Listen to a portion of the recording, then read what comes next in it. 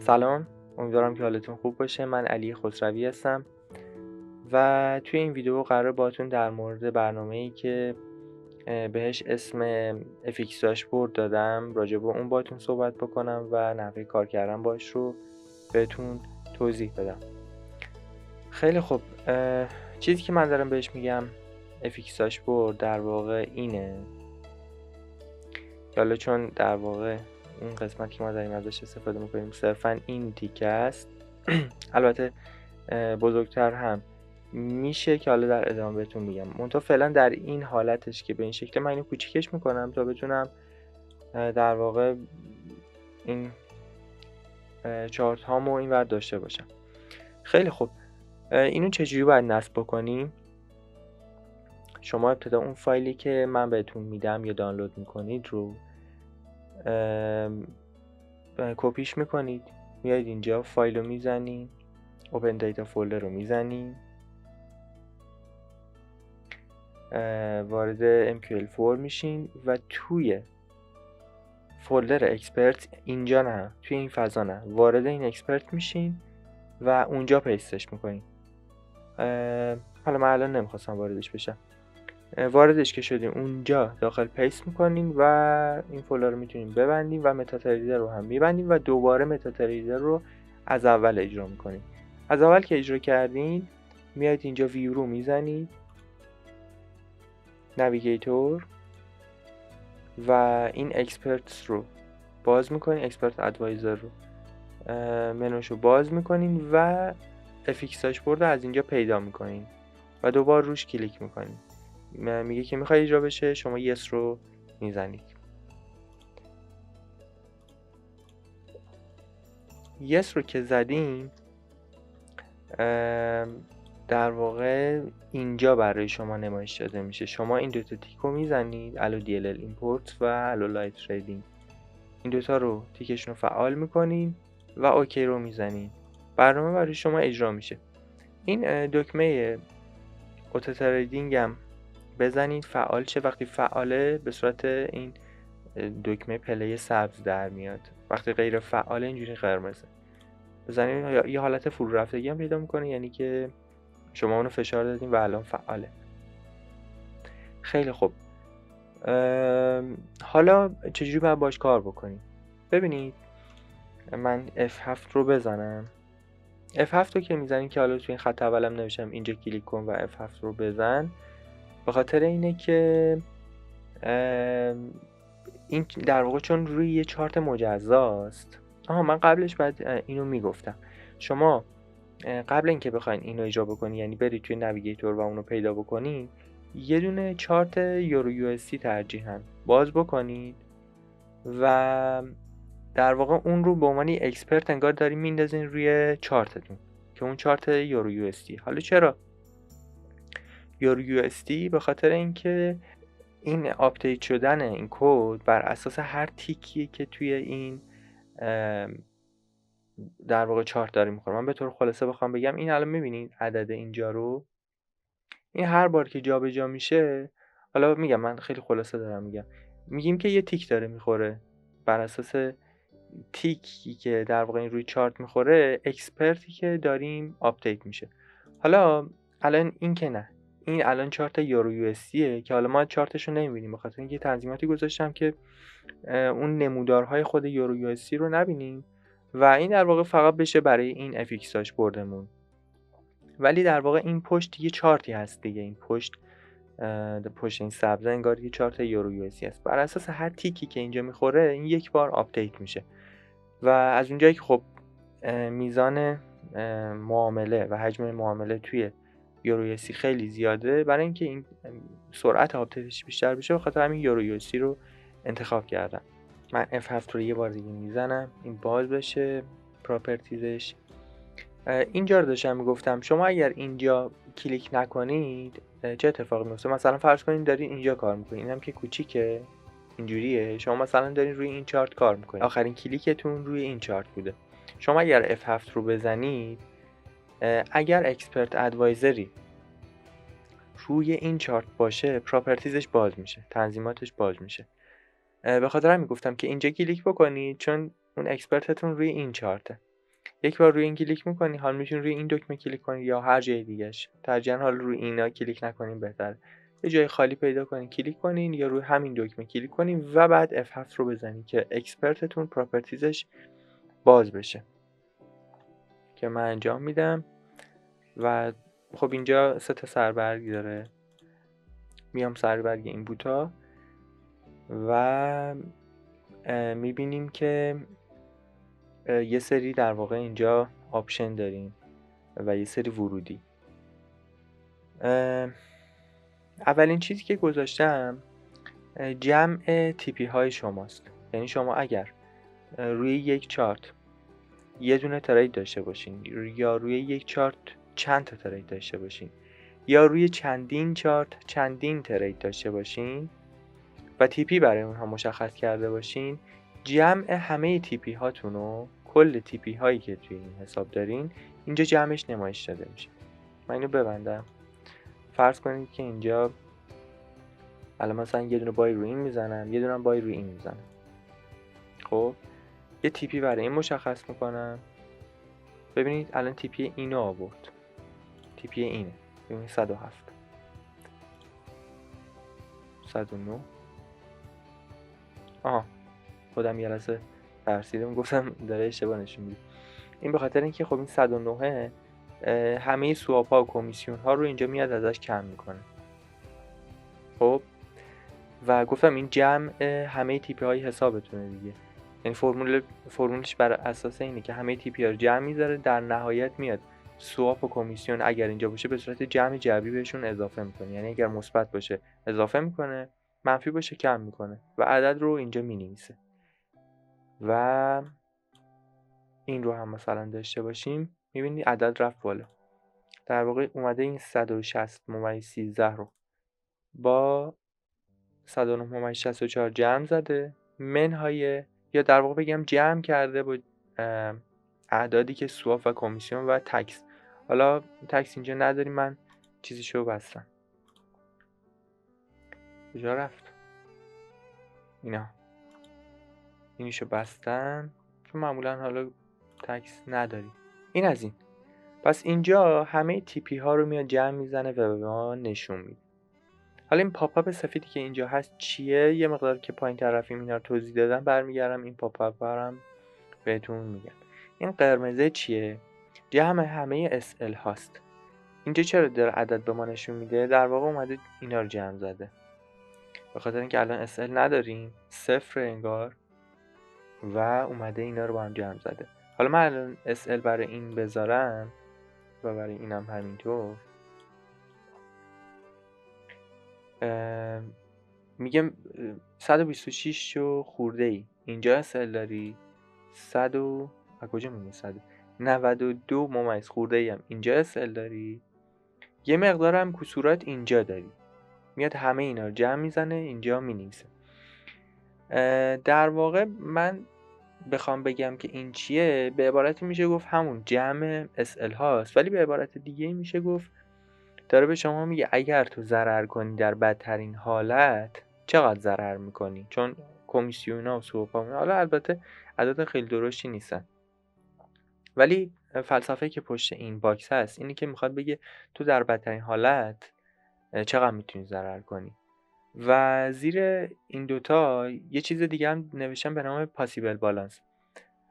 منظور اینه که شما اگر در بهترین حالت سود بکنین، همه تیپی ها رو بزنین یا همه تیپی ها واسهتون بخوره، بالانستون چقدر میشه اون وقت؟ خب الان 268 جمع تیپی های ماست، اومده با این بالانسی که الان داریم جمع زده اینجا نوشته، و این 220 منفی هم اومده در واقع از این بالانس کم کرده اینجا نوشته. میگه اگه خب همه ضرر بشه، اولا چقدر ضرر میکنی و اگه همه ضرر بشه خب بالانس چقدر خواهد شد و همینطور برای سود.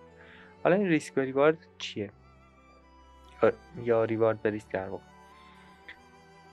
این عدد رو اومده تقسیم بر این عدد کرده، جمع تیپی ها رو تقسیم بر جمع SL کرده و برای کل حساب یه ریوارد به ریسک داره نشون میده. میگه همه تیپی های تو جمعشون 1/21 برابر جمع همه SL های توه.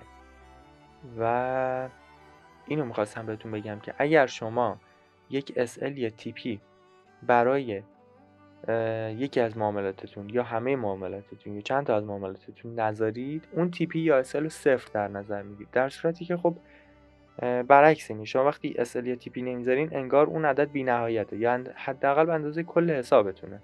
البته اگر SL باشه حداکثر به اندازه کل حسابتونه و اگر TP باشه واقعا عدد بی‌نهایت، یعنی عددی که نمیتونی مشخص بکنی. منتها اینجا من اومدم صفر در نظر گرفتم به خاطر اینکه گفتم حداقل، یعنی اگر شما خیلی در واقع با منطق ریاضی میخواستم پیش برم، اگر عدد بی‌نهایت میذاشتم میگفتم اگر شما TP نذاشتین یه عدد بی‌نهایت به اون TP بده، چون دیگه بازه دیگه، هر عدد بی‌نهایت و بزرگی رو میتونه ببینه. خب اون وقت این عدد که اینجا هست عدد بی‌نهایت میشد و این عدد بی‌نهایت تقسیم بر این SL میشد یه عدد بی‌نهایت، یعنی ریوارد بریس که عدد بی‌نهایت نشون میداد. هرچند به لحاظ ریاضی واقعا بعدم باید اونطوری میشد، ولی من اومدم گفتم که خب تو ممکنه که مثلا همون تیپی اصطلاحی که گذاشتی اونا رو بخوای بدونی ریوارد بریسکش چنده، حداقل اون دیگه بهت نشون بده. منتها خب این هم درسته هم غلطه. درستیش به خاطر اینکه تو بالاخره به اون چیزی که میخوای میرسی، یعنی میخوای بدونی حداقل TP SLI که داری نسبتشون چنده، ریوارد بریس که تو نشون میده. میگی که حالا اونی هم که نذاشتم و ولش، ولی واقعیت اینه که تو وقتی نمیذاری این عدد درستی بهت نشون نمیده. به خاطر همین برای اینکه اگر عدد درستی میخوای بهت نشون بده TP SL تو بذار، اگرم نمیذاری بدون که این عدد درستی داره بهت نشون نمیده دیگه. وقتی TP SL نمیذاری از کجا میخواد حساب کنه که TP تو چقدره؟ ولی میگم با این دید بهش نگاه بکنید. بعد دیگه حالا آلارمی هم بهتون میده، میگه که بیشتر از 2 بهتره و الان یه مقدار ریسکیه، SL و TP تو همیشه بذار تا یه عدد دقیقی به تو بده و ریسک تو کاهش بدی. حالا اگر من این TP SL رو بزرگ کنم یا در واقع SL رو حالا مثلا میتونم کوچیک کنم یا TP رو بزرگ کنم که این نسبت بره بالا، بره بالای 2، این سبز میشه و دیگه به تو نمیگه الان ریسکه، میگه خوبه همیشه TP SL رو بذار تا یه عدد دقیقی بهت بده. و اینجا دوباره بالانس اکویتی ها رو که مال خود حسابه تکرار کردیم که یه در واقع چیز کاملی داشته باشیم، تیکه تیکه نخوایم از این ور نگاه بکنیم.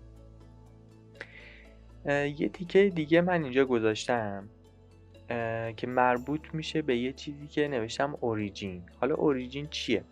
ببینیم من F7 رو که بزنم اینجا من تیکه دیگه دارم توضیح میدم چون فکر کردم اینجوری توضیح بدم بهتره. الان مثلا وسط این وارد شده. ببینید من یه عدد اینجا مشخص کردم تحت عنوان اوریجین، منظورم مبدأ بوده. حالا از چه نظر مبدأ؟ اینکه شما بعضی وقتا مثلا خب ممکنه که بخواید بگید آقا من یک عددی رو در نظر میگیرم و سود و زیانم رو با اون مقایسه میکنم. یعنی مثلا ممکنه شما با $1000 شروع کردین، الان مثلا حسابتون شده $1500 یا مثلا خدا نکرده ضرر کردین حسابتون شده $500، از 1000 شده 500. حالا یه روز تصمیم میگیرین که من دیگه از من میخوام جذب کنم، مثلا درست معامله بکنم و این حرفا، و میگید دیگه من میخوام بدونم که آقا نسبت به این 500 تایی که الان هست من میخوام هر روز به من نشون بده که من در واقع نسبت به اون $500 چقدر تو سودم و با اون مقایسه بشم دیگه، مبنا رو اون بگیرم. شما میتونید اینجا اون عدد دلخواهتون رو بدید. مثلا من اینجا گذاشتم 5000. خب افتتاح این حساب بوده. این 5000 که گذاشتم اینجا به من یه اوریجینی داره نشون میده، پرافیت از اوریجین داره نشون میده و میگه که تو نسبت به اون عددی که مشخص کردی $382 تو سودی. یعنی چی؟ در واقع اومده این اکویتی که الان این حساب داره 5384 رو منهای این عددی که من بهش کردم میده، داره میگه نسبت اون عددی که تو واسه خودت مشخص کردی اینقدر تو سودی. از طرفی هم داره حالا پرافیت خود حسابم نشون میده -37، همین -37. خب اینجا این عدد داره دوباره به ما نشون میده، ولی از طرفی میگه این واسه معاملات باز توه، ولی این استاتوس کلی توه نسبت به اون مبدئی که خودت واسه خودت مشخص کردی و اینو در واقع اینجا هم داریم.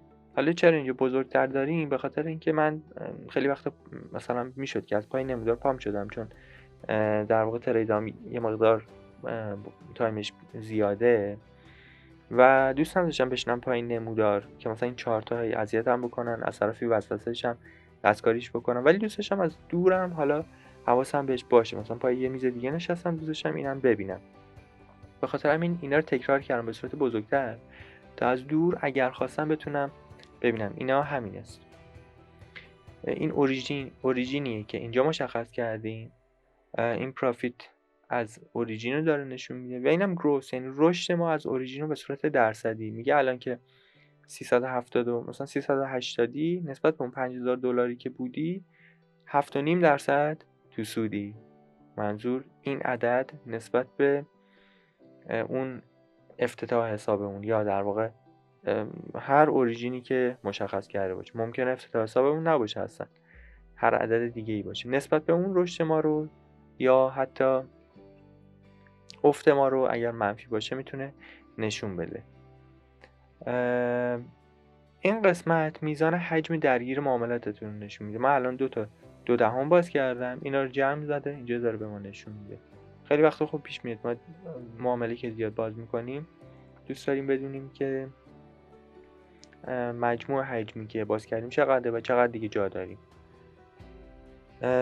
خیلی خب این دوتا چیه؟ ببینید این دوتا در واقع یه نوعی TP و SL منتها برای کل حسابتون و با اکویتیتون در واقع این محاسبه میشه.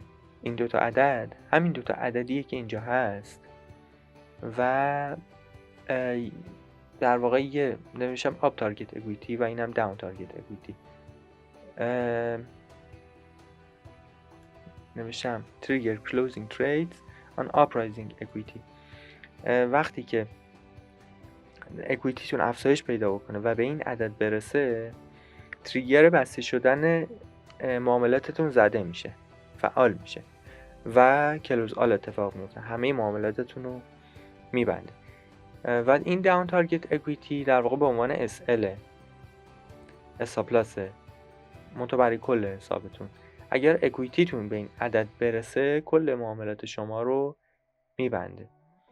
من یه مثال بخوام بزنم، یه عدد خیلی نزدیک بذاریم، مثلا 370 بذاریم، 5370 اوه رفت بالاتر، 373 مثلا بذارم. ببینید این اگه بشه 5370 و در واقع این عدد رو به بالا یک لحظه رد بکنه، در واقع همون عدد و عدد بالاترش رو اگر یک لحظه ببینه کلوز آل اتفاق میفته. حالا الان این مقدار رفت پایین، ببینم بیارمش پایین، 5370. خب خیلی خوب، این عدد رو دید و بست و اینجا یه آلرتی داره به ما میده و ولکن هم نیست. میدونین چرا؟ نمیشه که این آپ تارگت اکویتی رو مودیفای کن، ببر بالا، یه عدد بالاتر بذار، در غیر این صورت پوزیشن های تو به محض باز شدن بسته میشن، به خاطر اینکه خب ما گذاشتیم اگر 370 به بالا رو دیدی ببند دیگه. به خاطر همین هی آلرت رو میده و تا زمانی که اینو درستش نکنیم اون آلرت رو میده. الان F7 رو زدم این باز شد، این عدد رو مثلا یه عدد بالاتر میذارم 6000 و برای داون تارگت اکویتی هم همینه، یه عدد پایینتر که شما بزنید اون عدد رو و عدد پایینترش اگر یک لحظه ببینه معاملات شما رو میبنده و اگر اون ور مرز بسته شده باشه، ببینید الان اون وره، یعنی بالاتر از 370 اکویتیتون، این آلرت رو دائما میده و اگر از این داون تارگت اکویتی ها گذاشته باشین و عددتون یعنی اکویتیتون پایینتر از این عدد باشه اون لحظه، این آلرت رو دائما به شما میده تا اینکه تغییرش بدین و دیگه اینو به شما نده. الان ببینید من اینو اوکی کنم، دیگه قرار نیست این آلرت رو بده. خیلی خوب، ما اینجا 5 تا دکمه داریم، نوشته خریدها و فروشها، سودها و ضررها و کلوزها. در واقع همه اینا کلوزه، دکمه کلوزه برای ما. خب من قرار بود این بالای چیزی رو برگردم بگم. ببینید الان که اوریجین رو به شما گفتیم چیه، روی اینجا که بگیرید گروس ریتتون نسبت به اوریجین نشون میده که همینه. خب چرا الان همینه؟ به خاطر اینکه ما الان معامله باز نداریم. ببین اگر من الان معامله باز یه دونه بزنم و تی پی هم واسش بذارم، SL هم بذارم، ببینید الان $142 چیز اینه، تی پی اینه و میگه اگر به اون عدد برسی بالانس تو خواهد شد 5513. الان که نیست، الان اینه عدد ما، اکویتی ما این. میگه اگر اینو برسه بزنه بالانس تو این خواهد شد و اگر به اون برسه تو در واقع 10% نسبت به اوریژین خودت در سود خواهی بود. چطور الان مثلا 7 مایز خورده ای در سود هستی؟ اگر به این برسه اون وقت 10% تو سودی و اگر به این SLت برسه اون وقت سود تو 5% خواهد بود. الان 7% دیگه، خب یه مقدار کم میشه. و اینا هم که گفتم، حالا این معامله باز باشه، شاید خواستیم اینجا مثلا کاری انجام بدیم. ببین اینا همه دکمه‌های کلوزه، منتها این داره میگه که معاملات خرید رو میبنده، این معاملات فروش رو میبنده، این معاملاتی که تو سودن رو میبنده و اینا معاملاتی که توی ضرر هست رو میبنده. الان من یه بای دارم، یه سل دیگه اینجا باز میکنم، یه سل بای دیگه هم اینجا باز میکنم. ببین الان من بایزو بزنم معاملات خرید من بسته خواهد شد، یعنی اولی آخری بسته میشه، میمونه فروشم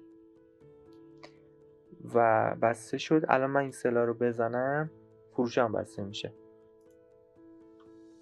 حالا این پروفیت سولاسز هم دیگه با این تایپش کاری نداره، میاد به اینجا نگاه میکنه، اونایی که مثبتن و اگر پروفیت رو بزنید مثبت بسته میشن، اگر لاسز رو بزنید اونایی که تو ضررم بسته میشن. کلوزالم هیچ قیدی نداره، همه رو میبنده. حالا اگر دست شما بخوره اشتباهی، هر کدوم از اینا رو که بزنید، این یه بار ازش شما میپرسه، میگه آیا مطمئنی که میخواین کار بکنی؟ نو رو که بزنید کنسل میشه، یه سم که بزنید تایید میکنید و میبنده. بخاطر همین نگران نباشین که دستتون بخوره. خیلی خوب، اینا هم که توضیح دادم. این پروفیت همین پروفیت حساب شماست. این پروفیت از اوریجین در واقع میاد با اوریجین شما مقایسه میکنه و این اکویتی هم همون اکویتی حساب خودتون. من صرفا برای اینکه همه چیزای اینجا داشته باشیم دیگه گفتم حتی اگه شده تکراری باشه که مثلا شما هی دیگه نخواهید اینجاها رو نگاه بکنید. خیلی خوب، منتها هنوز تموم نشده. من یه مقدار اینو بزرگ میکنم، F7 رو میزنم و ما چند تا چیز دیگه هم اینجا داریم. مثلا نرخ دلار. نرخ دلار به چه دردی میخوره؟ شما اگر این نرخ دلار رو اینجا بنویسید و این عدد 0 رو به 1 تغییر بدین، وضعیت این باکس ها از حالت عمودی به افقی تغییر پیدا میکنه و اون قیمت دلار هم اینجا لحاظ میشه. یعنی اینایی که این پایین بودن اومدن اینجا، اینا هم اضافه شدن.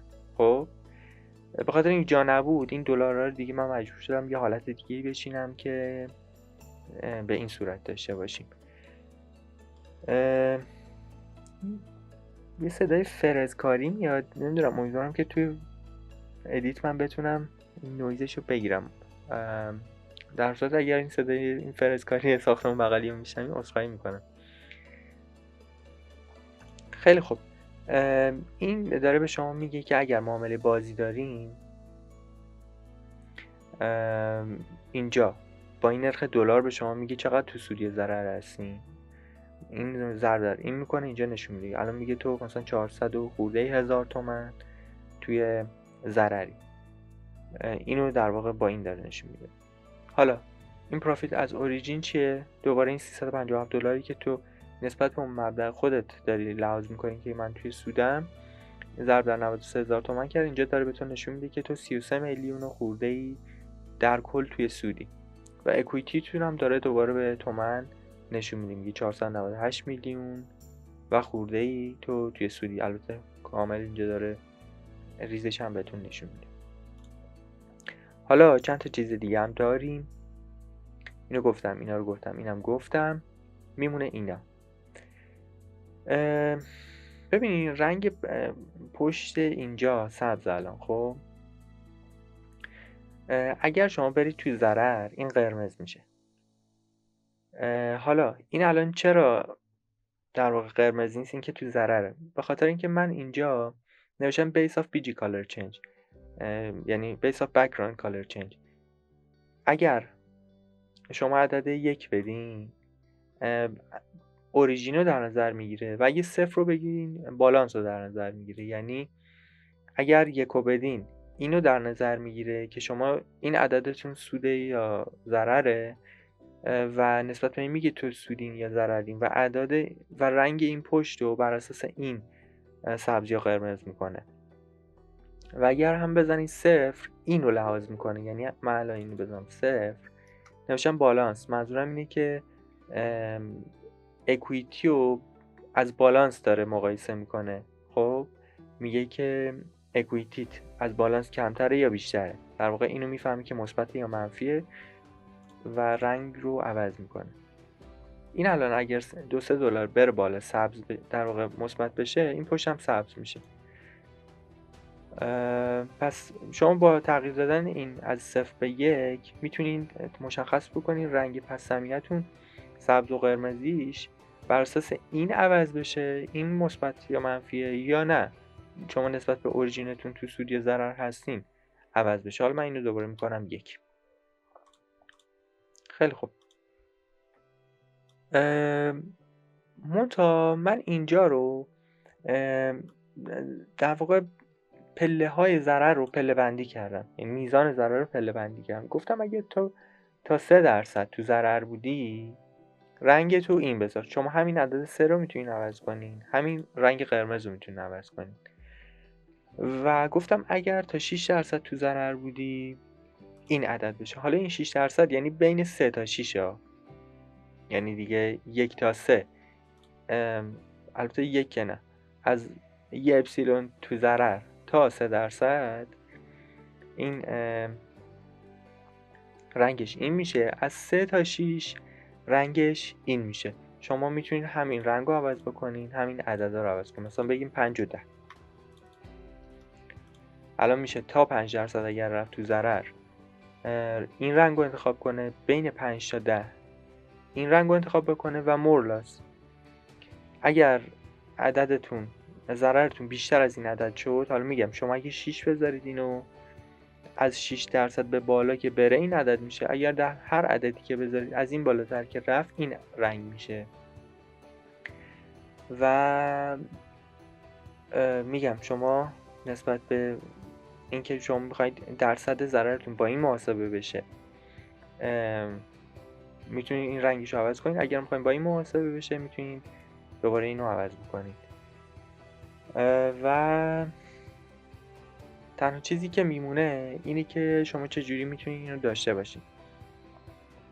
ببینین من با خودم گفتم که کسایی که تو در واقع ضرر هستن، یعنی وضعیت معاملاتشون خیلی خوب نیست، احتمالا نخواهین اینو تهیه بکنن، چون میگن مثلا حالا دردی از ما دوا نمیکنه. و اتفاقا نظر خودم هم همینه. یعنی من نمیخوام این وعده رو به شما بدم که اگر اینو تهیه بکنین، اگر معامله‌گر خوبی نیستین مثلا این میتونه معجزه بکنه و شما دیگه معامله‌گر خوبی خواهید شد. نه، این همونطور که اسمش هم گذاشتم داشبورد. شما انگار مثلا داشبورد ماشینتون رو عوض میکنین، چند تا آپشن بهش اضافه میکنین. مثلا تا الان ماشینتون LCD نداشته، الان مثلا یه LCD هم داره، یه LCD لمسی مثلا داره و این باعث نمیشه شما راننده بهتری بشین.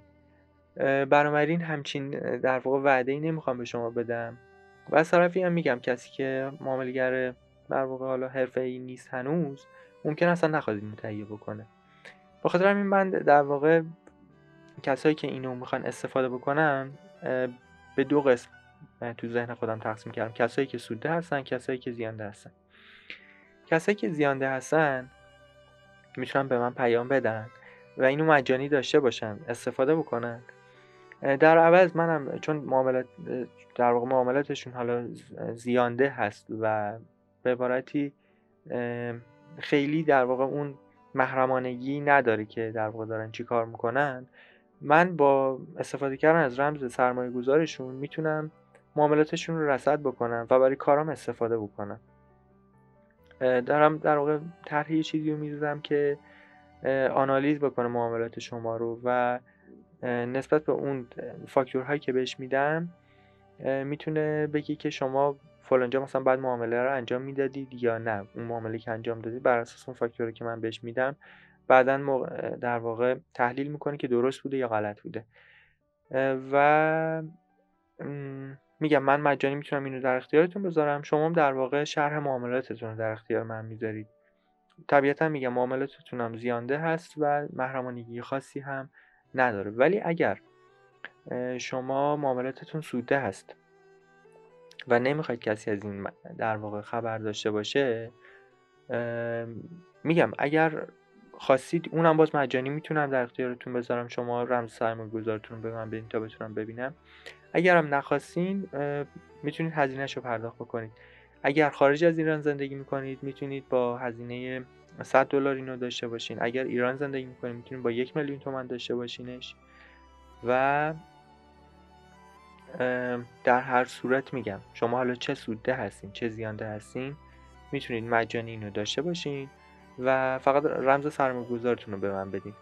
حالا رمز سرمایه گذار چیه؟ شما اگر با رمز سرمایه گذار وارد یک اکانتی بشید هیچ کاری نمیتونید توی اون در واقع اکانت بکنید، فقط میتونید ببینید. یعنی نمیتونید معامله رو باز بکنید اینجا، نمیتونید ببندید، نمیتونید با نیو اوردر یه حسابی باز بکنید و این آپشن ها برای شما فعال نیستن، فقط و فقط میتونید ببینید. و در واقع این برای این طراحی شده که شما مثلا اگر از کسانی یا از کسی پول بگیرید و بخواید باهاش معامله بکنید، اسمش روشه دیگه، رمز سرمایه گذار، اون رمز رو بهش میدین، اون فرد میتونه وارد اکانت شما بشه و ببینید که مثلا دارین با پولش چی کارا میکنید، آیا تو سودین، آیا تو ضررین، چی کارا دارین میکنید. به خاطر همین اسمش رمز سرمایه گذاره و زمانی که شما حسابتون رو افتتاح میکنید به شما ایمیل میاد، یعنی برای شما ایمیل میاد و علاوه بر اینکه یوزر پستون رو به شما گفته یه رمز سرمایه گذارم نمیشه اینوستر، یه رمزی هم اونجا هست، در واقع اونو به من بدید کفایت میکنه و شما نیازی نیست که در واقع حتما اکانت واقعی داشته باشیم. ببین همونطور که من الان اکانت دمو دارم و خب چون هی میخواستم معامله باز و بسته بکنم الکی یه اکانت دمو باز کردم. شما حتی اگه با اکانت دمو هم کار میکنید و چه سوده چه زیانده هستید، اون اطلاعات شما به درد من میخوره. پس چه سوده هستین چه زیانده هستین، چه اکانتتون دموه و چه ریله، اطلاعاتتون به درد من میخوره و اگر اون رمز سرمایه گذارتون به من بدین اینو مجانی در اختیارتون میذارم. در غیر این صورت میتونید با هزینه ای که گفتم با $100 یا 1,000,000 تومان اینو داشته باشین. حالا ممکنه که این به ذهن شما برسه که حالا ذهن شما نه، ممکنه یه عزیزی تو خارج از ایران زندگی بکنه و به یکی بسپاره که اینو واسش بخره و من متوجه نشم که خب اون شخص داره از خارج اینو تهیه میکنه و به جای $100 1,000,000 تومان بده. من پیشاپیش میخواستم بگم که اگر این کار بکنید من حقیقتا راضی نیستم، ولی دستم من به جای بند نیست، نمیتونم متوجه بشم که شما این کارو کردین. حالا شما نه، اون شخص این کارو کرده یا نه، ولی خواستم حالا اینو واضحا اعلام بکنم که حقیقتا راضی نیستم. و اگرم نمیخواید این کارو بکنید میگم میتونید اون رمز رو در اختیار من بذارید و چه سوده چه زیانده میتونید رو مجانی داشته باشین. و سخن دیگه ندارم، شما رو به خدا میسپارم و از طریق این شماره‌ای که روی صفحه میبینید میتونید با من در ارتباط باشین و اگر سوالی هم داشتین میتونید بپرسید و امیدوارم که روزگار خیلی خوبی داشته باشین، روزگار به وفق موردتون بچرخه. به خدا میسپارمتون و منتظرتون هستم. خداحافظ.